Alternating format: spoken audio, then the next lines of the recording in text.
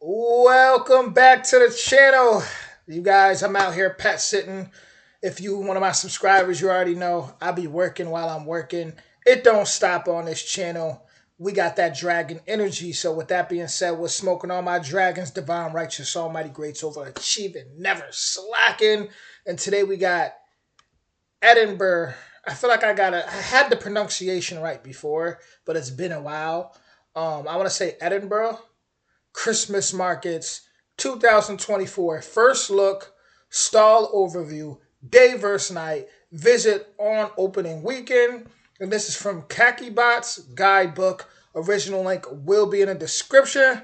And we're going to go ahead and hop right in. Here we go.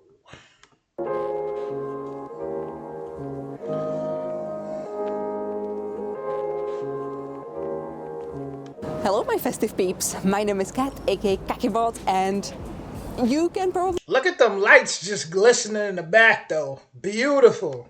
already tell what this video is going to be about. Because last night, the Christmas markets here in Edinburgh finally opened. And I say finally, but you know, it was November 15th, so it was very much in time for all the festivities, so no panic there. We did not make it for the opening night last night because we were busy, and also it seemed like thousands of people decided to go, which you know, that's a level of mayhem I do not have to partake in. Instead, today on Saturday, we went out to town and checked out the Christmas markets for you, so you get a little bit of an overview. Now this year, one thing that's different from last year, if you remember last year's video, I did do quite a in-depth review and kind of like a map, a guide to all of the areas of Edinburgh's Christmas.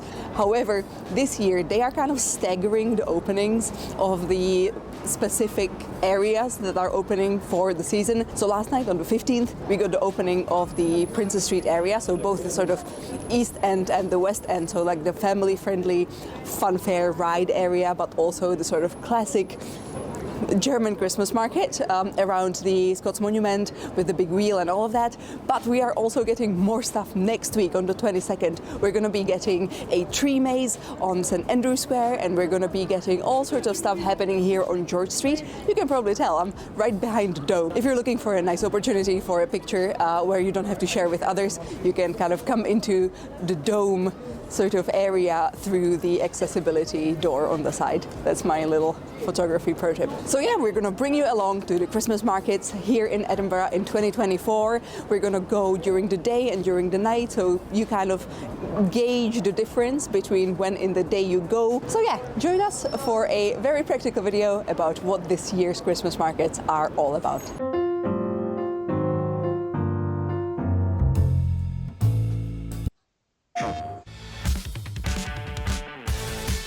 I love the background that she chose to have the introduction for her video. Very nice. Gives off that whole holiday vibe immediately.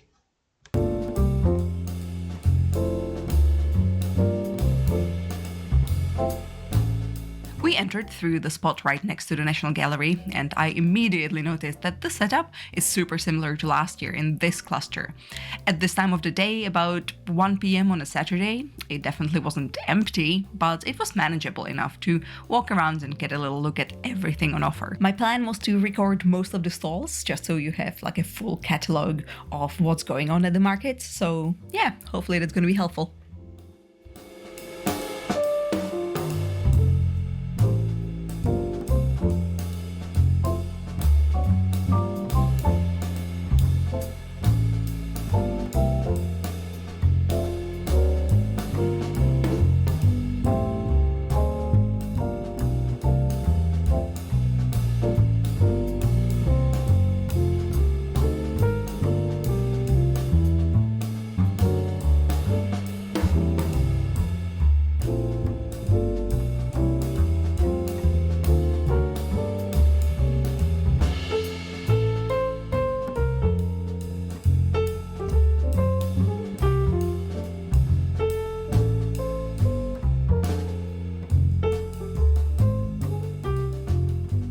the next area you will find the big wheel. As usual, you can claim a discount if you have an EH postcode, and there is a pre-booking option on the Edinburgh Winterfest website, although I am not sure how much of a peace of mind this will give you, considering the tickets are basically booked for the day and not even for a specific time slot.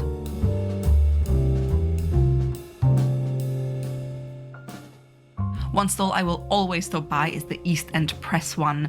They make the loveliest garlands and I usually take advantage of their special multi-buy offer. This time around I got one with Christmas jumpers and also one with bats. You will find them under the wheel next to the main pathway, alongside other indie makers good for gift shopping.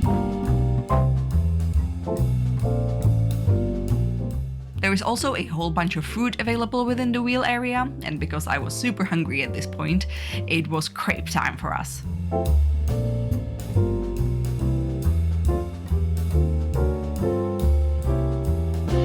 Okay, I had a crepe craving.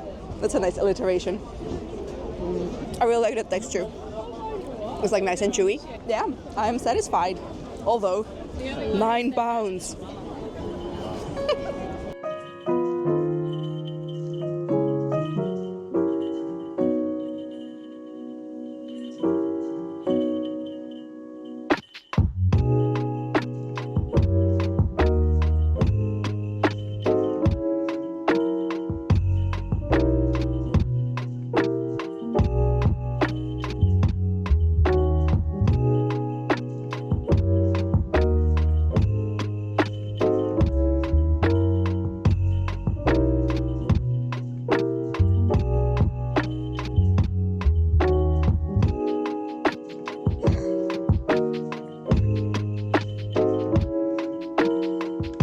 I'm surprised it's warm enough to do that right there with them swings up in the sky like that.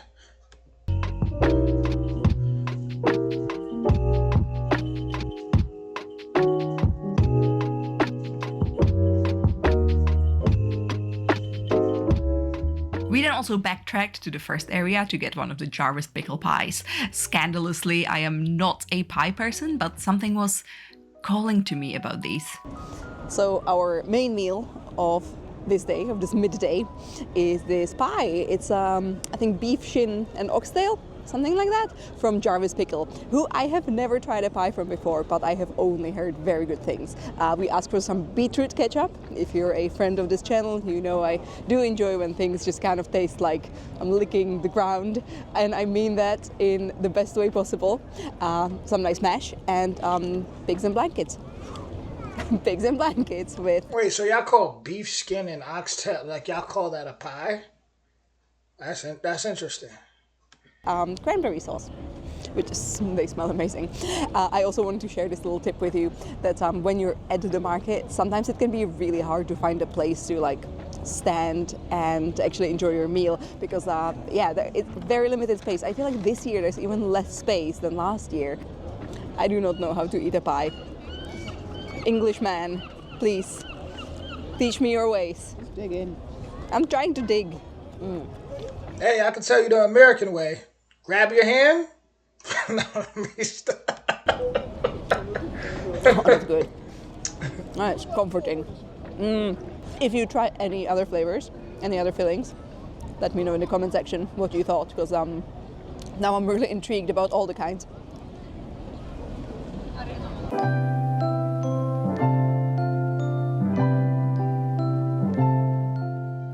This little area across the train line looks really new. Feels like some of the vendors from the George Street area last year moved over here, and I think it's quite lovely. A lot of indie producers, just an overall quieter vibe.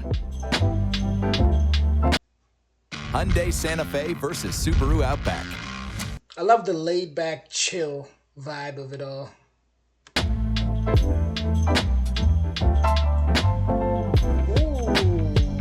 They won me over with the vegan brownies.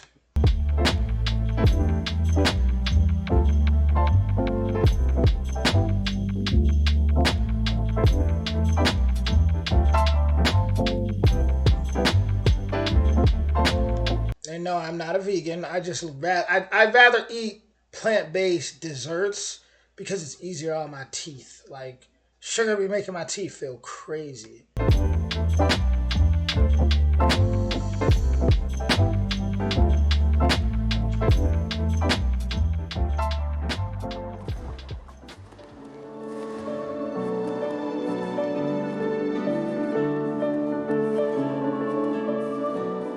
Okay, 5:30. This is when you gotta prepare for crowd time. Let me just say, I know those have sugar too, those plant-based, but it's just, I don't know, it's just different. For some reason, like plant-based and vegan desserts, it just, my teeth feels good when I eat it. The market switched to a one-way system at this point, so there's only one allowed entry point, all the way back from near Market Street. We've overheard a small boy trying to bribe one of the security guys with 20 quid, so I see how this whole system might lead to frustration, but hopefully my warning will take the edge of that. I kinda like that there's a system in place, because with this amount of visitors, it might be outright dangerous not to try and shepherd people around a bit.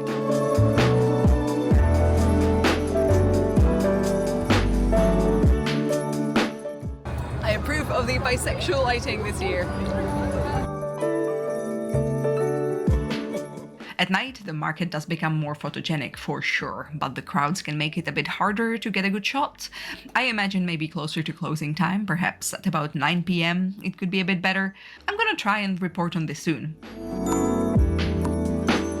Speaking of photos, this year there are these designated photo spots, a place where you can snap yourself a little memento from surviving the markets.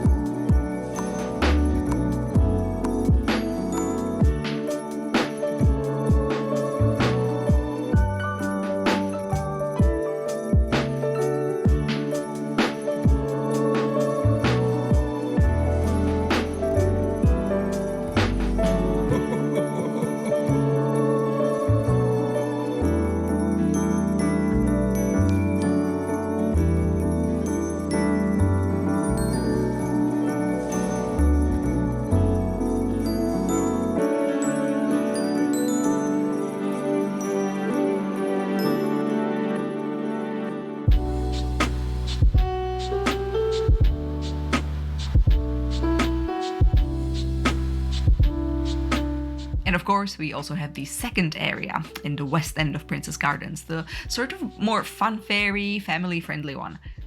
Some of the pathways are currently locked off, so if you're just trying to get through the gardens to a different spot altogether, maybe just stick to Newtown instead. There are quite a lot of attractions this year, and the pricing seems to vary between like £4 and £8. There's also a marshmallow toasting area, which is very cute, but I'd recommend grabbing food in the East End markets before coming here, as the choice is better and more indie, if you will.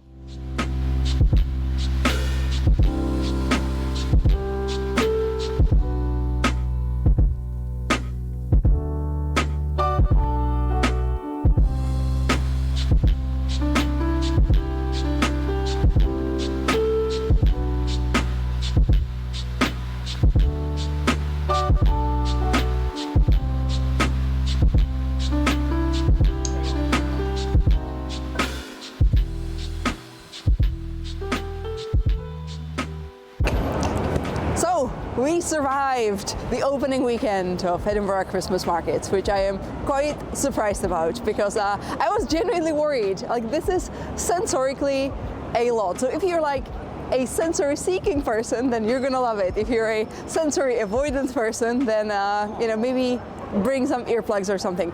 Although I'm gonna say, to my great surprise, perhaps also a bit of joy, one of the songs that was on while we were walking around the markets at the East End was a song from the first season of RuPaul's Drag Race UK, which I was not expecting. So kudos to you, organizers of Edinburgh Christmas, because that is definitely not something that was on my Edinburgh Christmas bingo. Now it's getting very cold, so I'm gonna wrap this up quickly. Before I go, I just need to promise that I am planning to make another Christmassy video, because this one obviously was very short, and as I said in the start of this video, some of the parts of Edinburgh's Christmas markets are not actually officially open yet. We walked around some of the work in progress. Again, there's going to be the ice skating rink in front of Scottish Design Exchange, and there's going to be the tree maze on St Andrew's Square. All of that sounds very exciting, but we just couldn't really wait all that time to test it out and put it into this video. So I'm gonna try and follow up either in a full video or in vertical shorter videos, but either way, you're gonna be updated updated by yours truly on all the exciting stuff that's going on in Edinburgh for Christmas. And in the meantime, you can visit me on Instagram under KakiBot and KakiBlog for illustrations and random fan art and photos and my life in Edinburgh and updates on new foodie places. You can also visit me on Patreon, especially if you want to support me. If you like what I do, if you want to see more videos from me, because there are bonus videos, yes, this is the address on my Patreon. Check it out. You can always just like give it a look, see what bonus videos there are, and if you want to watch any of them, you can become a patron and support me and what I do for everyone who visits Edinburgh or who lives here and wants to learn about more things to do here, and also, you know, Scotland, Glasgow, north of England, all of that fun travel stuff. Okay, very cold, wrapping it up at last. Thank you for watching, and I shall see you soon. Bye.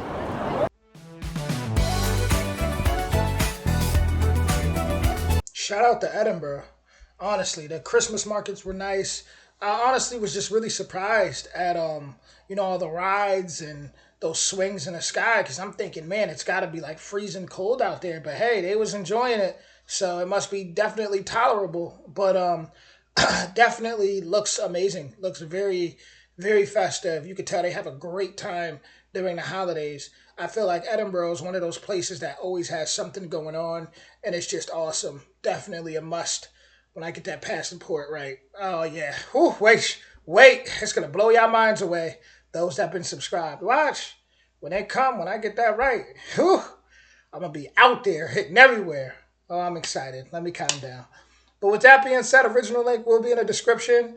And man, just very beautiful. I love it. Happy holidays to everybody. And I will see you soon. Much love.